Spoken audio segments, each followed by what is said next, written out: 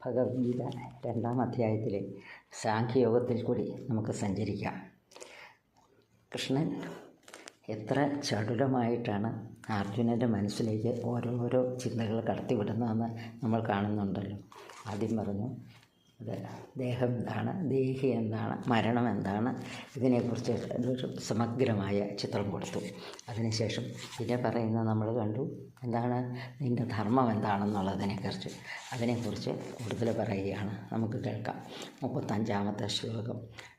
ഭയാദ്രണാദുപരതം മംസ്യന്തേ ത്വം മഹാരഥ യേഷാം ച ത്വാം ബഹുമതോ ഭൂത്വാ യാസ്യസി ലാഘവം.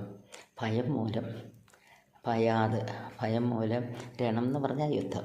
രണാദുപരതം മംസ്യന്തേ ത്വം മഹാരഥ. മഹാരഥന്മാരൊക്കെ എന്നെപ്പറ്റി എന്ത് വിചാരിക്കും? നീ ഒളിച്ചോടി ഭയം കൊണ്ട് യുദ്ധക്കളത്തിൽ നിന്ന്, യുദ്ധഭൂമിയിൽ നിന്ന്, ഇല്ലെങ്കിൽ യുദ്ധത്തിൽ നിന്ന് ഒളിച്ചോടി പോകുന്നെന്ന് അവരൊക്കെ പറയും. പിന്നെയോ യേഷാം ച ത്വം ബഹുമതോ ഭൂത്വാ യാസ്യസി ലാഘവം. ഇത്രയും നാളും നിന്നെ ബഹുമാനിച്ചിരുന്നവർ, നീ വലിയൊരു സംഭവമാണെന്നൊക്കെ വിചാരിച്ചിരുന്നവർ ഇപ്പം എന്തു പറയും? നിന്നെ നിസ്സാരനായിട്ട് കാണും. അതായത് നീ ഒന്നുമല്ല, ഇതൊക്കെ വെറുതെ തോന്നുന്നതാണ്, അയാളെയൊക്കെ ഒരു കഴിവുമില്ലാതെ നിന്നെപ്പറ്റി പറയും. അടുത്ത ശ്ലോകം. അവാച്യ വാദാമിശ്ച ബഹൂൻ വദിഷ്യന്തി തവാഹിത നിന്ദന്തസ്തവ സാമർഥ്യം തതോ ദുഃഖതരം നുഖി. ശത്രുക്കൾ നിൻ്റെ കഴിവിനെ പുച്ഛിക്കും. അതായത് നിനക്ക് സാമർഥ്യം ഒട്ടുമില്ല എന്ന് പറയും, അല്ലേ? ഇത്രയും നാളുമൊക്കെ നല്ലതൊക്കെ പറഞ്ഞവരൊക്കെ ഇപ്പോൾ എന്ത് പറയും? ഒരു സാമർഥ്യം ഒന്നിനും കൊള്ളില്ല എന്ന് പറയും. തതോ ദുഃഖതരം നുഖി. ഇതിനേക്കാൾ ദുഃഖതരമായിട്ട് എന്താണുള്ളത്? ഇതിനേക്കാൾ നിനക്ക് മോശമായിട്ട് എന്താ നീ കേൾക്കാനുള്ളത്? ഇനി അടുത്ത ശ്ലോകത്തിലാണ് കാര്യമായിട്ട് പറയുന്നത്. അതിലേക്കാണ് ഇതൊക്കെ പറഞ്ഞ് എത്തിക്കുന്നത്. അതോ വാ പ്രാപ്സ്യസി സ്വർഗം. അതോ വാ, അതായത് നിന്നെ കൊന്നാൽ, നീ മരിച്ചു കഴിഞ്ഞാൽ എന്ത് പറ്റും? പ്രാപ്സ്യസി സ്വർഗം.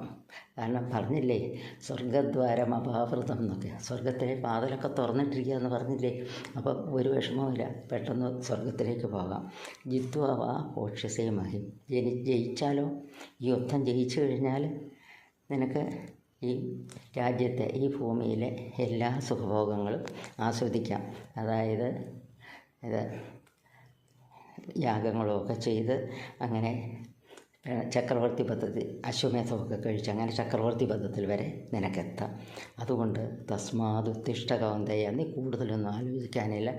എഴുന്നേൽക്കൂ കൗന്ദയ, അർജുന, നീ എഴുന്നേൽക്കൂ. യുദ്ധായ കൃതനിശ്ചയ. എങ്ങനെ എഴുന്നേൽക്കേണ്ടത്? യുദ്ധം ചെയ്യാൻ നിശ്ചയിച്ചുറപ്പിച്ചുകൊണ്ട് നീ എഴുന്നേൽക്കൂ.